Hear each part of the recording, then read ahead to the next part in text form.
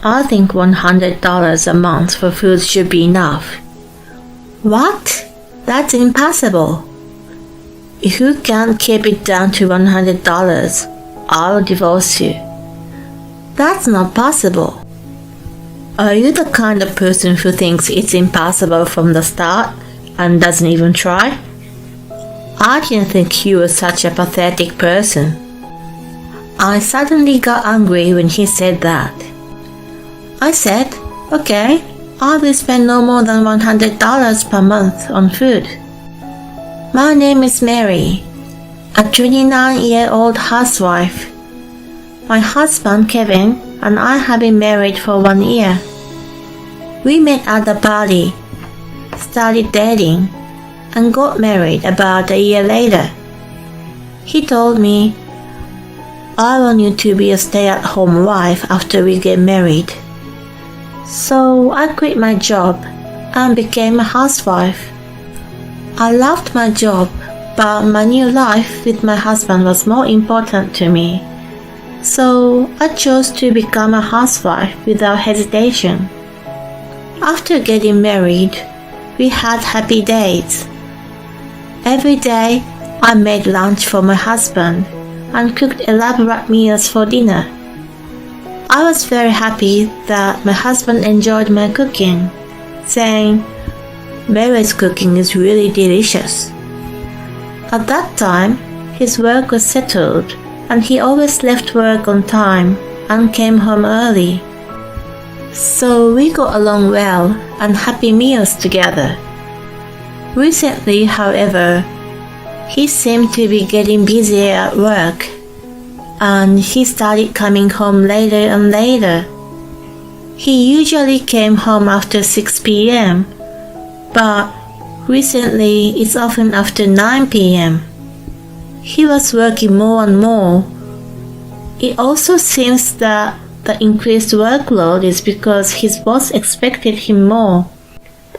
And especially on Friday, he goes out for drinks with his boss and comes home late at night. I felt lonely, but my husband works hard to make our lives better, so I couldn't complain. So I worked harder to make better lunches so that my husband can enjoy them. I made it so elaborate that it looked like an expensive restaurant meal, so I decided to make the same meal for myself too. I felt as if we were having a meal together by eating it around his break time. I hoped he would feel happy by eating it, even just a little. He seems to have noticed the change and said, You've been making me gorgeous lunches lately. Everything tastes great. He said happily when he came home. That made me so happy. After that, I continued to work hard on making lunch for him. Cooking had become my hobby. I took photos of our lunchbox every day and posted them on SNS. I had only a few friends and followers so far, but the number of likes and followers kept increasing. I had never seen anything like this before, so I was very surprised. I saw a few comments asking for recipes, so I started posting detailed recipes and photos. Then some people actually tried to copy the recipe and said, My husband said it was delicious. And I put it in my son's lunchbox and he said he wanted to eat it again. I thought if I try cooking it this way, it will taste even better. Or maybe using less of this spice would bring out the sweetness of the ingredients. As I continued to cook with these thoughts in mind, I created quite a few recipes. I never thought I would have a new hobby at my age. My husband was as busy as ever with work, working overtime or on holidays, so he was home less and less. But when I was alone, I studied nutrition and became a certified nutritionist. So I was not as lonely as thought I would be. Time passed by so quickly, and 2 years had passed since I got married to my husband. I thought it was time to have a baby and talk to him about it. But he just said, "Well, maybe." My husband's reaction was surprising because I remember talking about how we wanted 2 children before we got married. Does he think he wants kids but it's just not the right time yet? Or did his thought change? I was a little sad because I felt like we weren't communicating well with each other as a couple. I feel like my husband is not as interested in me as he used to be. Even when I want to make love with him, he says, "Sorry, I'm tired." He stopped talking about the lunches I made. I wondered if we got weary of married life and began to feel lonely. Then one day, he made a surprising comment. "Mary, don't you always make too elaborate lunches?" "What?" "I don't like it when you waste my money." "Don't call it wasting money. Besides, I don't spend so much money. I use reasonably priced ingredients and make yummy lunches." "That's impossible. You'd have to spend a lot of money to make lunches that look and taste that good." "No, that's not true. Just a little ingenuity and preparation can make a big difference in taste." "Don't lie. You always take photos of the lunches you make and post them on SNS, don't you?" "What? I didn't think my husband knew that, but he didn't seem to have seen everything." "Stop thinking about making it look gorgeous on SNS.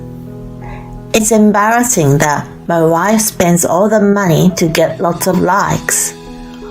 I can't allow my earnings to be used to satisfy your need for approval."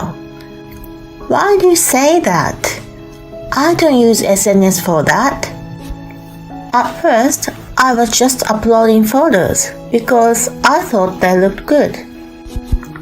And now I'm trying to see how good I can make them look and taste good with reasonable ingredients so that people can easily copy the recipe." No matter how much I tried to explain to my husband, he wouldn't understand me. "No need for excuses. $100 a month for food is enough." "What?" I was stunned. It would be extremely difficult to keep food costs down to $100 for 2 people. My husband rarely cooks, so he has no idea how much groceries cost. I also have to buy drinks, seasonings, oil, and so on. It's impossible to keep it down to $100. "Wait, that's impossible." "Why not? You've been cooking for a long time, haven't you? If so, you should be able to do that. If you can't keep it lower than $100, I'm divorcing you." "What? Divorce? You're crazy." I couldn't understand why my husband was so mean to me. He used to be so kind. Why had he changed? "It's not fair. You should tell me if there's something you don't like about me. Don't make impossible demands on me." I tried to make him understand, but he wouldn't listen to me. "You're the kind of person who thinks it's impossible from the start and won't even try, aren't you? I didn't think you were such a pathetic person. I knew you were cooking to satisfy your need for approval." I suddenly got angry when he said that, and I said, "All right, Then I'll use less than $100 a month. Then you won't complain, will you? No, just do it. I didn't care that he had changed anymore. I decided to focus on the mission to keep the food budget lower than $100 a month. From then on, I put a lot of energy into my cooking. Instead of buying retold foods and sauces, I made my own food from scratch using spices and other ingredients. I also searched supermarkets and the internet for cheap meat, vegetables, pasta noodles, and drinks, bought them in bulk, and froze them. In this way, I succeeded to keep food expenses under $100. But my husband didn't even ask me about the results. I was so disappointed by that. But in case he'll say something about food expenses again, I continued to keep the food budget under $100. And I wanted to enjoy that, so I made a new project on SNS about two people's $100 a month food budget life. As before, I would post recipes so that people could copy what I was doing to save money. I saw comments that people wanted to see a video of the cooking. So I started uploading videos of a brief summary of the cooking process on SNS. The response was surprisingly positive, and the number of subscribers to my SNS channel increased rapidly. And I was able to monetize the channel in a short time. I was surprised at how amazing the world had become.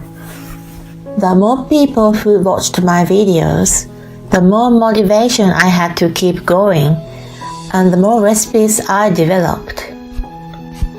Then my husband said he would go on a business trip for 3 days, the week after next. I thought, then I won't have to cook. So I planned to go to my parents' house. My parents' house was far away and I would have to fly there. So I immediately booked a plane ticket. And the day came quickly, and my husband left the house in the morning with his carry case. He said he would go to his office and then go to the airport. I also went to the airport with my luggage a little after he left. My luggage was small enough to fit in my backpack, so I was able to leave the house quickly. When I arrived at the airport, I was relaxing with a cup of coffee at a cafe, responding to comments on videos on SNS. Then I heard my husband's voice in a crowded place. I instantly recognized his voice because I'm used to hearing it. I looked toward the voice and saw him walking in front of the cafe. I was about to call him when I spotted a strange woman walking beside him, and she was holding his arm as if they were intimate. I couldn't take my eyes off them. That was definitely my husband. Was he having an affair? Was it a lie that he was on a business trip? I couldn't believe what was happening and froze there for a while.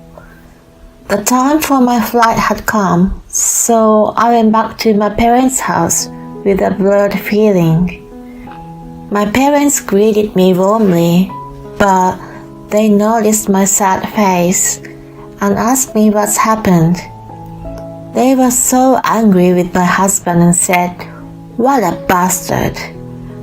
After that, I felt better and enjoyed staying there.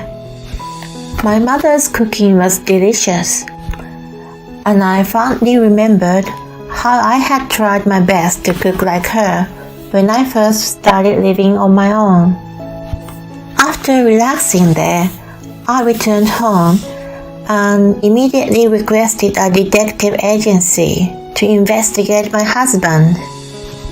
It was good. I had lots of advertising income. A few weeks later, they found out that my husband was having an affair.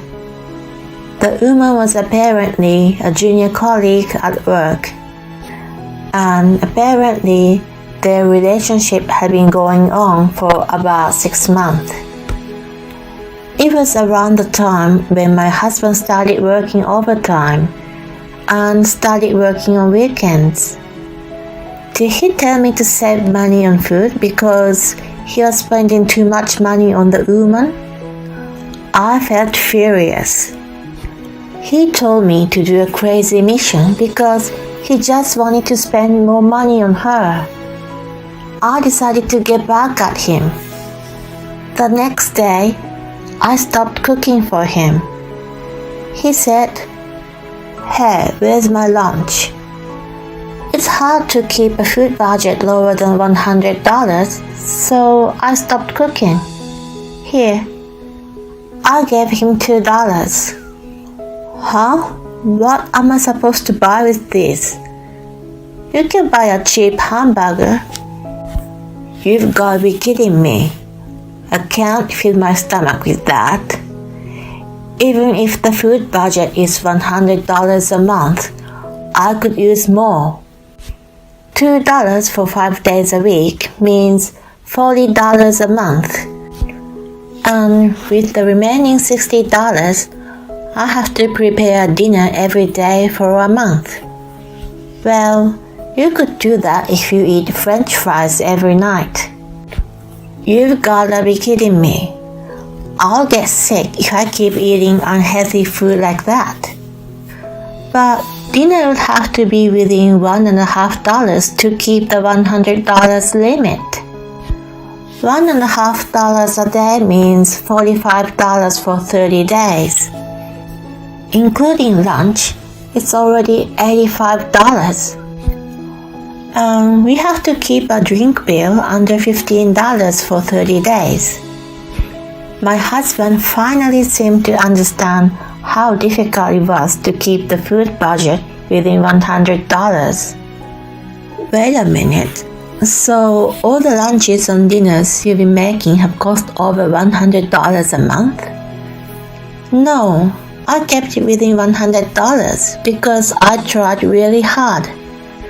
So why don't you just continue to do that? I don't want to. You won't be my husband anymore. That's why I told you how to keep your food expenses under $100 without me. What? What do you mean? I showed him divorce papers. Divorce? Why all of a sudden? I've been preparing for it ever since I found out you were having an affair. When I said this, my husband's face turned pale. What do you mean by affair? Don't act innocent. I showed him the photos which proved the affair and said I had an investigation done and got proof. Now you can't lie to me, so I demand divorce and consolation money from you. My husband was stunned with his mouth open, but then he said, I may have had an affair, but you would be in trouble if we get divorced, wouldn't you? You're a housewife, and if you suddenly become single, you wouldn't be able to get enough money to live, would you? Your parents' house is very far too. It would be better to forgive me for once and stay married. I'm appalled and said, actually, I'm making a pretty good income right now. What? I'm getting all kinds of business from social networking sites. I've been getting a lot of ad revenue from my videos, and I'm also publishing a book of a money-saving recipe. A recipe book? You're publishing a book? To be honest, I'm making more money than you right now. So, it'll be no problem for me to get divorced. Or, My husband seemed shocked by the fact that his income is less than a full-time housewife whom he had looked down. He nodded and couldn't talk anymore. Anyway, fill in the divorce papers. Then, I left the house with the luggage I had packed beforehand. After that, I communicated with my husband through an attorney and got divorced. My husband and the adult nurse partner also paid me consolation money. As for this affair, my husband and I had a mutual acquaintance at his workplace, so it quickly spread throughout the company. Apparently, my ex-husband is being looked at quite coldly, saying that he's a scumbag for betraying his wife who made him elaborate lunches every day. The adult nurse partner couldn't bear the situation and quit the company.